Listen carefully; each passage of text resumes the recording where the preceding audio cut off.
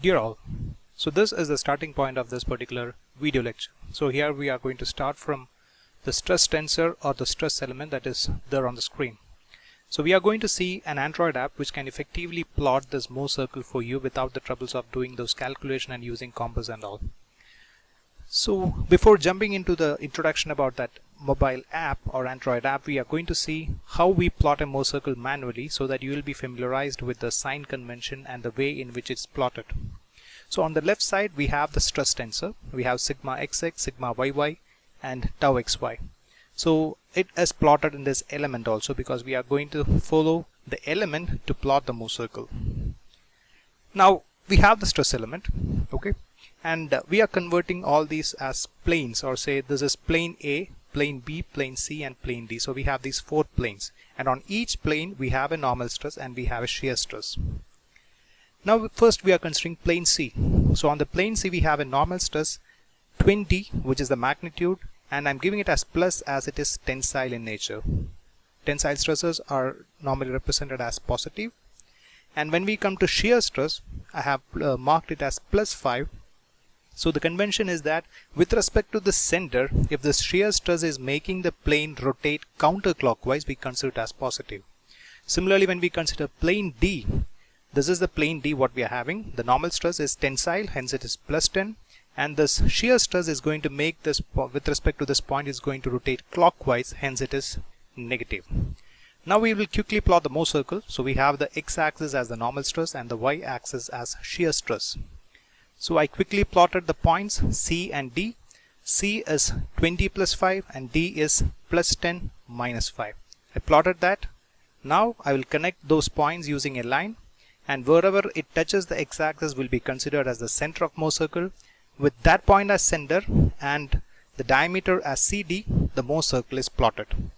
So now let's see how this can be achieved using this mobile app. So the name of this app is Solid Mechanics, you can see here. So I'm opening that app here. So it is developed by this eigenplus.com. So we have different options, out of which we are going to explore the Mohr circle part. So I clicked on the Mohr circle and here I got something. But now I want to know how to do it step by step. So what I'm going to do is, the first thing what I'm going to do is I'm going to click on these 4 squares on top right, which is going to throw me a window like this, in which I can enter all the values. Here we have used the sigma xx as 20. Okay, so if you're going back, we can see here this is the element. So sigma x is 20, so we marked it as 20. Sigma yy is 10, we marked it as 10, and this tau xy we have the value as 5. I clicked on that, the value is entered. Now there is 2 options here, out of which I'm choosing the circle, which is the most familiar one for us. I put the angle 0. I will tell you why this is needed. Now I click set and I got the Mohr circle.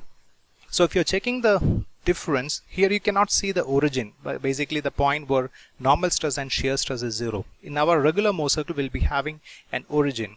If you need to plot the origin here, it will be somewhere on this left side. If we include that also, this figure is going to be so small, that's why they have avoided the origin and they just showed the circle. Now here you can see the plane. So when we are checking the element, you can see here on the plane D we have this as 20 and 5, exactly the same thing we got here. 20 is the normal stress, 5 is the shear stress, and on plane D we have 10 and 5, exactly that is available, and we got the Mohr circle. Now let's quickly go through the best option that is available in this particular app, which is this play button. A click on it and it is going to make the plane rotate. We know that we want to calculate stresses on oblique planes. Plane inclined at 30 degree to the vertical. What is the normal stress and what is the shear stress? Those are the normal problems that we face. So that can easily be plotted. Now let me show you this. So the starting point is here. So I just clicked on it and I want to know the values of principal stresses. We know that this particular point is the major principal stress and this particular value is the minor principal stress. So just click here and take it there. Now you can see the value of major principal stress. It is 22.07. Similarly, the value of minor principal stress is on plane D. That is also available to you, which is 7.93. And we can see that the shear stress values are 0 because on principal plane shear stress values are 0. And if you want to know the orientation of principal plane, you don't have to do anything else. You just look here you can see 22.5.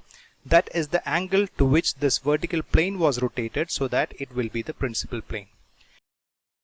If you want to get the orientation of the minor principal plane, we know that they are 90 degree apart, but from figure also we can get that. So I'm taking this point and I'm taking it all the way to the other end. So here you can see I got the plane in which the minor principal stress is acting. The angle is 112.5. For example, in problems we may be getting like the plane is oriented at an angle 30 degree to the vertical. So just type in the value 30, click on set. Now you can see the angle is 30, and at 30 degree plane we are going to have a normal stress of 21.83 and a shear stress of 1.83. okay, as it is downward, that's why it is written as negative. And the plane which is perpendicular to that, which is basically our plane D, the values are 8.17 and the shear value is 1.83. So with this we can quickly calculate all the parameters needed from Mohr circle. So if you want to know the maximum shear stress value, just take it and place it here. This is the maximum shear stress. You can see the shear stress value is 7.07, the magnitude of maximum shear stress. And if you want to know the orientation of the plane of maximum shear stress, here it is 67.5. And we know that the plane of maximum shear stress and maximum principal stress are always 45 degree apart. Okay, this is the plane of maximum shear stress, this is the plane of principal stress. It is 22.5, 67.5, so the difference is basically 45 degree. So this is one set of options you have here. Similarly, if you want to go with plane strain, that is Mohr circle for strain, so the only difference that comes here is that instead of stresses we will be inserting strain values. So instead of sigma xx we are going to give epsilon xx, which is the strain along x direction, the normal strain along y direction, and the shear strain. Rest everything is the same. Okay, so this app is available in Play Store, so just explore it and have a nice time. Thank you.